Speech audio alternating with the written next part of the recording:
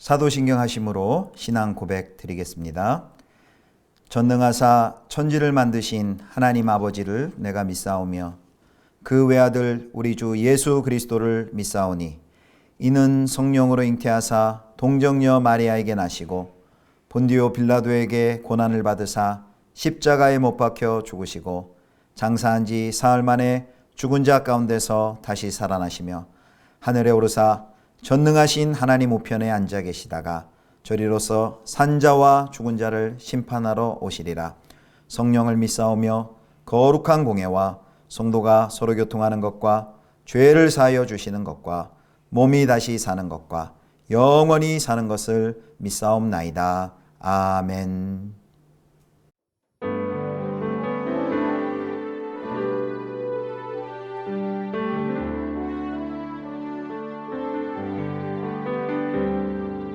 너 근심 걱정 말아라. 주 너를 지키리. 주 날개 밑에 거하라. 주 너를 지키리. 어려운 아침 그대에 주 너를 지키리. 위험한 일을 당할 때 주 너를 지키리. 주 너를 지키리. 아무 때나 어디서나 주 너를 지키리. 늘 지켜주시리. 없을 것 미리 아시고 주 너를 지키리. 구하는 것을 주시며 주 너를 지키리. 주 너를 지키리. 아무 때나 어디서나 주 너를 지키리. 늘 지켜주시리.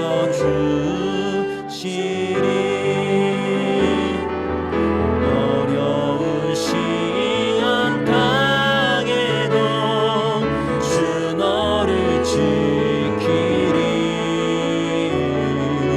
구주의 품에 거하라. 주 너를 지키리. 주 너를 지키리. 아무 때나 어디서나 주 너를 지키리. 늘 지켜주시리.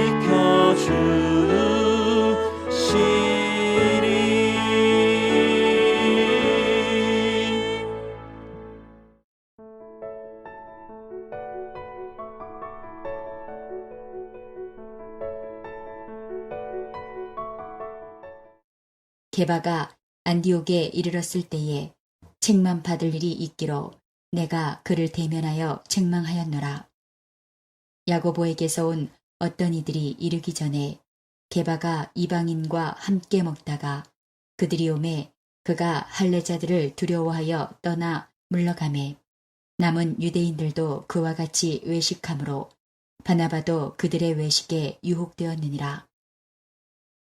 그러므로 나는 그들이 복음의 진리를 따라 바르게 행하지 아니함을 보고 모든 자 앞에서 게바에게 이르되 내가 유대인으로서 이방인을 따르고 유대인답게 살지 아니하면서 어찌하여 억지로 이방인을 유대인답게 살게 하려느냐 하였노라.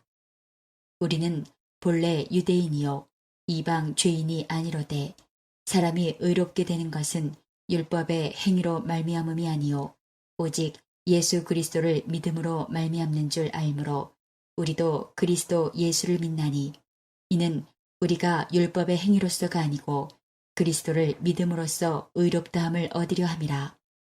율법의 행위로서는 의롭다함을 얻을 육체가 없느니라.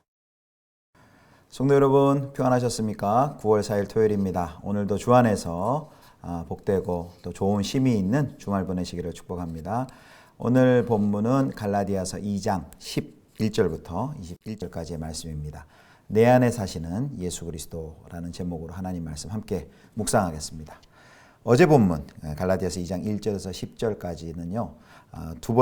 바울이 두 번째 예루살렘에 방문했을 때의 사건이 기록되어 있습니다. 예루살렘 교회 유력한 사도들은 바울과의 만남을 통해 하나님께서 바울을 이방인을 위한 사도로 부르신 것을 인정했습니다. 그것을 잘 보여주는 것이 그 2장 9절 말씀이었는데요. 우리 같이 한번 보겠습니다. 또 기둥같이 여기는 야고보와 게바와 요한도 내게 주신 은혜를 알므로 나와 바나바에게 친교의 악수를 하였으니 우리는 이방인에게로 그들은 할례자에게로 가게 하려 함이라. 아멘. 9절에 야고보 또 베드로 요한과 친교의 악수를 하였다라고 말을 합니다. 사도들의 복음과 또 바울이 전한 복음이 같음을 인정하는 것이죠. 자, 이제 오늘 본문 이제 2장 11절 보면은 베드로가 안디옥을 방문했을 때의 사건이 기록되어 있습니다. 근데 여기에서는 바울이 베드로를 굉장히 반대하는 입장에 선 것으로 나옵니다. 11절, 2장 11절을 보겠습니다. 게바가 안디옥에 이르렀을 때에 책망받을 일이 있기로 내가 그를 대면하여 책망하였노라. 아멘. 2장 11절을 읽으면 깜짝 놀랍니다. 왜냐하면 바울이 베드로를 대면하여 책망하였다라고 말합니다. 베드로가 바울을 책망했다라고 하면 조금 이해가 될 듯합니다. 초대교회 기둥과 같은 지도자가 베드로였거든요. 그러니까 선배로도 큰 선배이고 바울은 한참 후배인데 후배인 바울이 베드로를 대면하여서 책망했다라고 말을 합니다. 대체 무슨 사연이 있었길래 한참 후배격인 바울이 이렇게 베드로를 책망했을까? 우리가 질문해 볼 수 있습니다. 베드로를 책망한 이유입니다. 12절 13절입니다. 야고보에게서 온 어떤 이들이 이르기 전에 게바가 이방인과 함께 먹다가 그들이 오매 그가 할례자들을 두려워하여 떠나 물러가매 남은 유대인들도 그와 같이 외식함으로 바나바도 그들의 외식에 유혹되었느니라. 아멘. 이방인들과 베드로가 식사를 할 때 야고보가 보낸 할례를 주장하는 그 할례자들이 왔을 때 그들을 만나자 베드로가 두려워하여서 이방인과의 식사 교제를 중단하게 된 사건입니다. 성경은 그래서 이 베드로의 이 행동을 위선이라고 말을 합니다. 베드로의 이 행동은 마치 하나님의 백성이 되기 위해서는 유대인의 정결법, 즉 율법과 할례를 지켜야만 한다는 메시지를 전해 주었습니다. 그래서 거짓 교사들이 선동하는 그런 잘못된 주장에 동조하는 듯한 태도를 베드로가 보인 것입니다. 그래서 베드로의 이 행동은 단순히 밥 먹다가 식사하다가 식사를 중단하는 그런 예의 없는 무례 없는 그런 행동이 아니라 복음을 심각하게 훼손하는 것이었습니다. 그래서 바울은 베드로의 행동을 한마디로 이렇게 평가합니다. 14절입니다. 2장 14절. 그러므로 나는 그들이 복음의 진리를 따라 바르게 행하지 아니함을 보고 모든 자 앞에서 게바에게 이르되 내가 유대인으로서 이방인을 따르고 유대인답게 살지 아니하면서 어찌하여 억지로 이방인을 유대인답게 살게 하려느냐 하였노라. 아멘. 14절에 바울이 뭐라고 말합니까? 복음의 진리를 따라 바르게 행동하지 아니하고 있다라고 말합니다. 베드로의 위선으로 순식간에 안디옥의 형제들은 상종할 수 없는 이방인들이 되고 교회 안에는 우월한 그리스도인 그리고 열등한 그리스도인으로 분류가 되게 되었습니다. 바울에게는 복음을 훼손하기까지 지켜야 할 권위도 없었고 관계도 없었습니다. 비진리와 타협하면서까지 더 중시해야 할 관계가 없었습니다. 복음의 진리에 대해서 단호한 태도를 보여주는 그 바울의 모습을 우리가 봅니다. 자, 베드로가 위선으로 또 훼손했다라고 했는데, 복음을 훼손하였다 했는데, 그 베드로가 훼손한 복음의 핵심은 무엇입니까? 16절에 나와 있습니다. 16절입니다. 사람이 의롭게 되는 것은 율법의 행위로 말미암음이 아니요 오직 예수 그리스도를 믿음으로 말미암는 줄 알므로 우리도 그리스도 예수를 믿나니 이는 우리가 율법의 행위로서가 아니고 그리스도를 믿음으로써 의롭다함을 얻으려 함이라. 율법의 행위로서는 의롭다함을 얻을 육체가 없느니라. 아멘. 여기 사람이 의롭게 되는 것은 율법의 행위로 말미암음이 아니요 오직 예수 그리스도를 믿음으로 말미암음이다 라고 말합니다. 우리가 이신칭의라고 하죠. 믿음으로 말미암아 의롭다함을 받는다.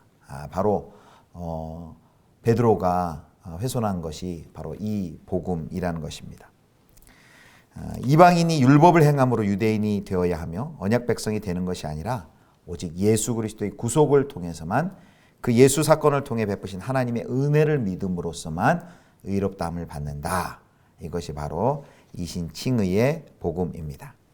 그런데 베드로의 위선은 이방인들에게 먼저 유대인처럼 되어야만 예수님을 통한 구원이 적용되어서 하나님의 백성에 참여할 수 있다라고 말한 것이 되므로 복음을 훼손하고 만 것입니다. 성도 여러분, 사도 바울이 예수 그리스도를 믿기 전에는, 예수 그리스도를 만나기 전에는 자신이 용납받은 존재라는 것을 몰랐습니다.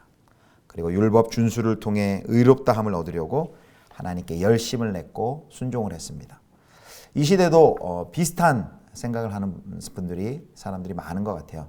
미국의 약 40%의 사람들이 착한 일을 해야지만, 그리고 도덕적인 사람이 되어야만 천국에 간다라고 생각하는 도덕적 심리치료 이신론의 세계관을 가지고 있다고 합니다. 우리도 마찬가지죠. 샤머니즘도 마찬가지고 착해야 천당 간다, 착해야 구원받는다, 이런 생각들을 많이 가지고 있습니다.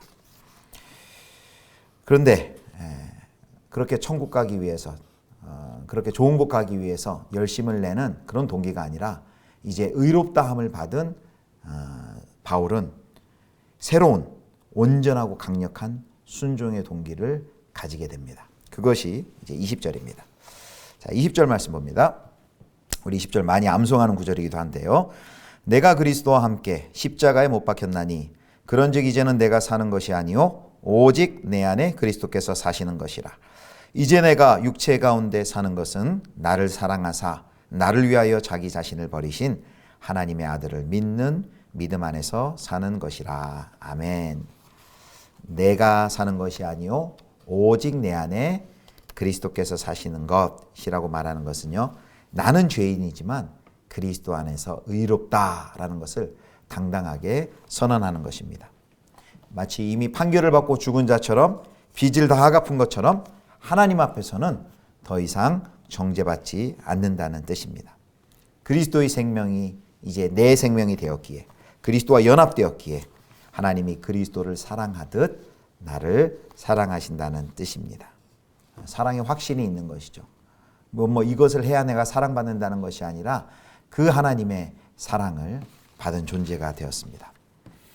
사랑하는 성도 여러분, 그래서 이제 믿음으로 의롭게 된 우리는 십자가를 통해서 온전하고 강력한 새로운 순종의 동기, 그리고 그리스도로 살아갈 수 있는 그 역동성을 우리가 갖게 되었습니다.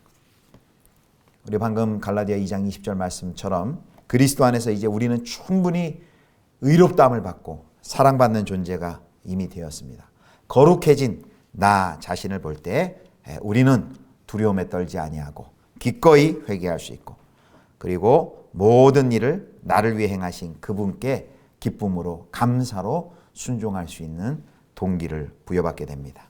내 안에 예수께서 사심으로써 이제 우리는 예수님께서 이 땅에 오신 그 목적대로 살고, 예수님께서 이 땅에서 사신 그 방식대로 살 수 있고, 그리고 예수님께서 이루시고자 했던 그 이 땅에서의 목적을 추구하며 바라보며 살 수 있는 이런 존재가 된 것입니다. 놀라운 존재가 된 것이죠. 사랑하는 성도 여러분, 기억하시길 바랍니다. 예수님께서 우리 안에 사십니다. 내 안에 사시는 분이 바로 예수 그리스도이십니다. 그분과 함께, 예수님과 함께 예수님 모시고 세상 속으로 들어가서 우리의 가정과 직장과 일상에서 그리스도의 사랑을 나타내고 그분의 섬김을 보여주고 그분의 따뜻함을 주변에게 전하는 귀한 사랑받는 우리 성도님들 다 되실 수 있기를 주님의 이름으로 축원합니다. 기도하겠습니다. 하나님 아버지, 율법의 소유나 준수가 아니라 믿음으로 의롭다 하시니 감사드립니다. 이제 내 안에 예수 그리스도께서 사십니다.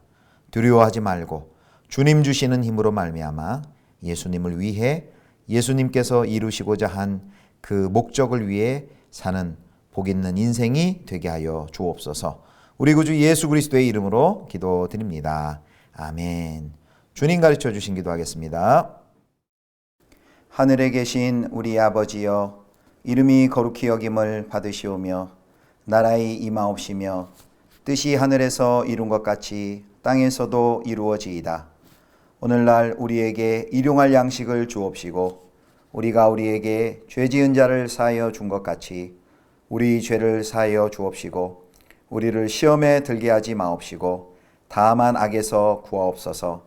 대개 나라와 권세와 영광이 아버지께 영원히 있사옵나이다. 아멘.